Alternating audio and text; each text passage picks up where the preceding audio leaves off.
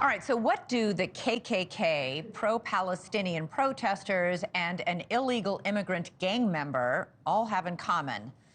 Well, turn up the volume, put down the remote, and let me tell you a story. It starts in 1953, when the Ku Klux Klan was active in Ohio. So much so that the state, in an effort to curb Klan violence without violating the First Amendment, passed an anti-disguise law, making it a felony to commit any crime while wearing, quote, a white cap, mask, or other disguise. More than a dozen states followed suit, and while the laws have been challenged in court, many are still in place. Fast forward to 2024, when many of this year's pro-Palestinian protesters, rather than owning their advocacy, have chosen to mask their faces during their demonstrations, which, as we have seen, sometimes degenerate into vandalism and even violence.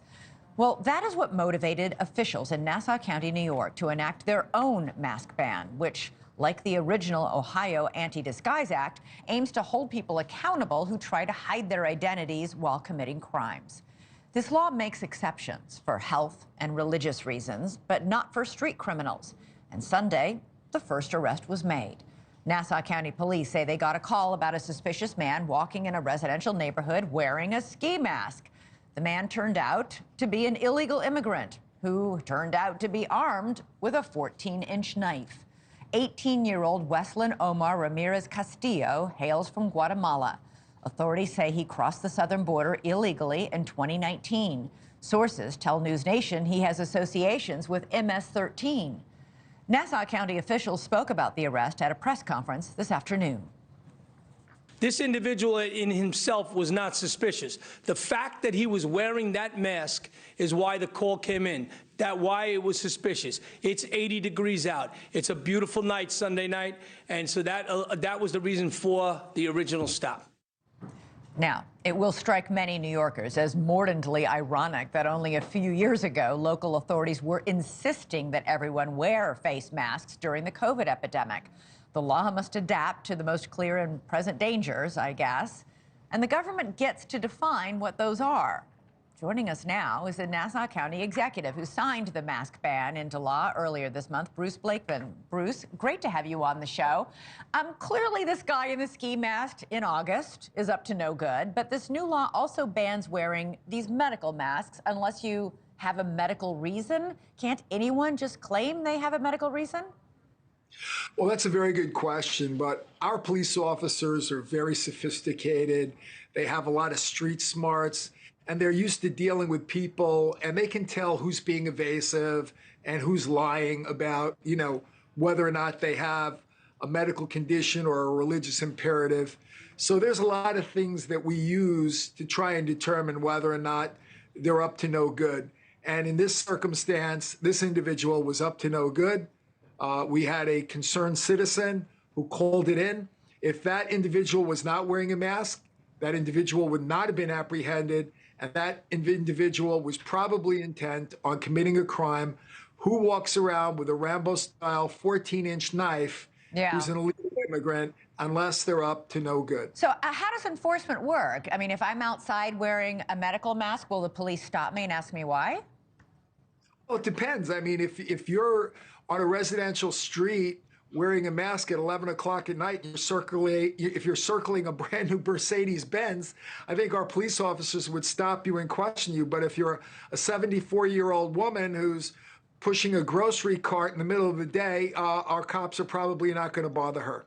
Okay, so while the law bans wearing these masks, it gives police a lot of discretion as to who they stop?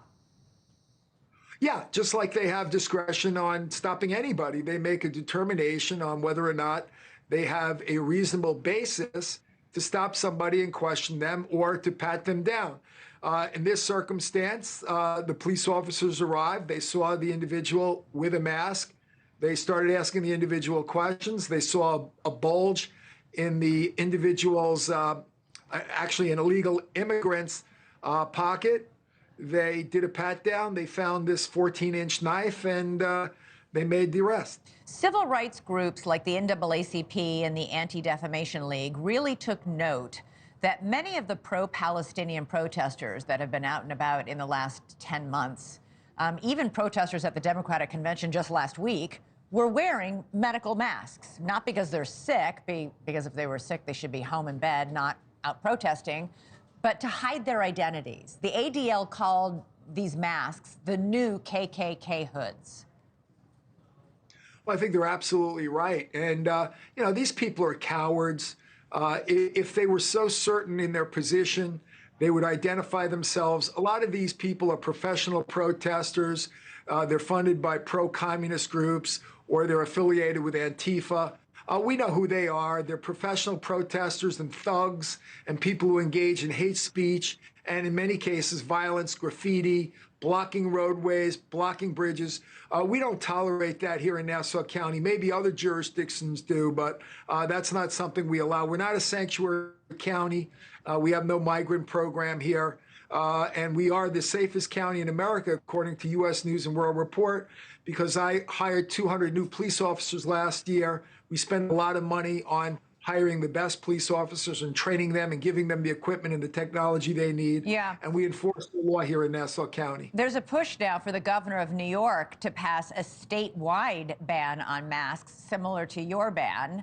Do you think it has any chance of passing? I don't know. The state legislature is far left. They're progressive. They're woke. They passed the cashless bail law. This individual was arrested and had to be released by a judge without posting bail because of the cashless bail laws in New York State. And the federal laws and the programs of the federal government don't allow ICE to detain this person, even though they committed a crime with a weapon. They are here illegally in the United States. Yeah. And ICE will pick them up, not because of the agents. The agents are great, but because their bosses, based on political pressure from the White House, decided that they're not going to pick up, detain, and deport these people. It's a disgrace. Well, it's interesting that these masks that we were all ordered to wear a few years ago, maybe for good reason, I don't know, it's debatable, but they're now seen as threatening. I mean, we have people saying people shouldn't be wearing them on the New York City subways, even though that's crowded and maybe you should be wearing a mask for your own protection. But the masks are now seen as hiding. You're hiding behind something, and you're hiding for a reason, because you're up to no good, or you're about to do no good, or you're protesting and committing possible crimes, or you're protesting and embarrassed to be, you don't want anybody. If you're going to protest, you should be out there saying, my name is, John Q. Smith, and this is why I'm protesting. Otherwise, why be anonymous? Yeah, they're cowards. So that's why they're hiding their identity. And just like the KKK, they engage in hate speech, violence, intimidation. Basically, we're not going to tolerate that here in Nassau County. Maybe other jurisdictions do, but not here. Thanks so much for watching. Go to joinnn.com to find NewsNation on your television provider. And don't forget to click the red subscribe button below to get more of NewsNation's fact-driven, unbiased coverage.